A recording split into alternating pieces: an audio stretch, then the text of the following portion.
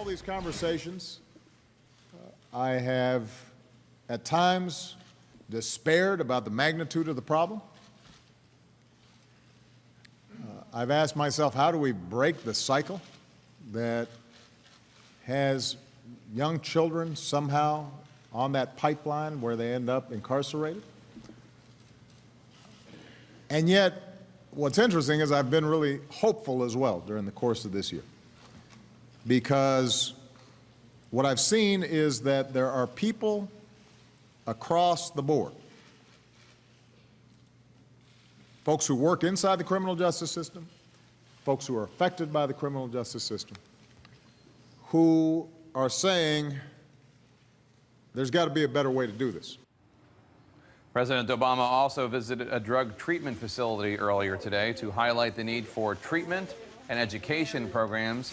Joining me to discuss these programs is CNN contributor and former Obama advisor Van Jones. Van, let's start with just the timing of this. This is a man who's been president for roughly 6.5 years. He's got about 1.5 years left. Why now? Has he wanted to do this forever and he's just now finally got the space to do it? Well, I mean, I think it's been smart for him to let some Republicans lead on this. You know, you got Republican governors. Rick Perry closed 3 prisons and brought crime down at the same time. People notice that.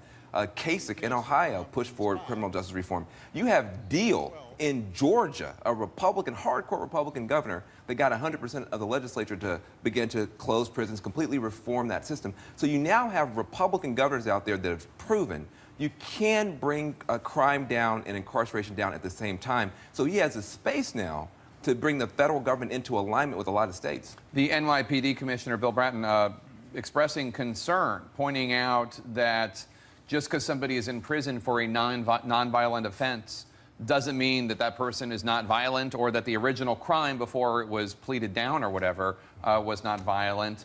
How do you make the argument to people in the neighborhoods where these inmates are returning, this is going to be good? Well, listen, first of all, you know, I have deep roots in Oakland. I live in Los Angeles.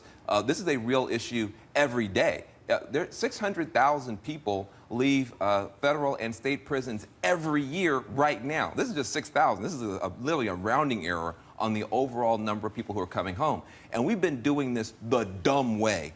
We basically take people out of physical prison and then we put them into economic prison, where you say you can't get a job, you can't vote, you can't get a student loan, you can't get an apartment, good luck, and then surprise, surprise, half of the people wind up in trouble again.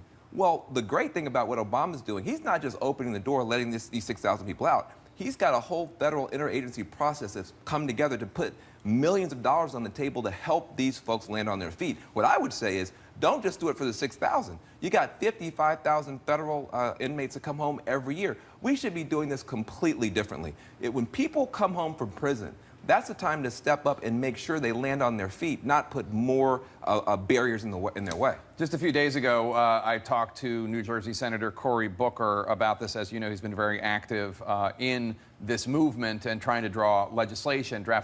Take a listen.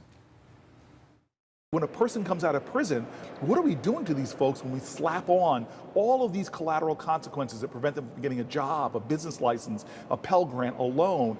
We need to start doing common sense things that when somebody comes out of prison, we believe like the prodigal child, that we should empower that person to reintegrate into society as opposed to closing doors where they go back. That's why we have these outrageous recidivism rates in our country that just cost taxpayers more money and destroy more lives. Well, that's also one of the arguments, Van, that this actually, the way that we're doing it now, is more expensive because we're not putting the money up on the short end, and so we're ending up spending all this money on crime and prisons. Yeah, well, I mean, here's the thing you got to be clear about.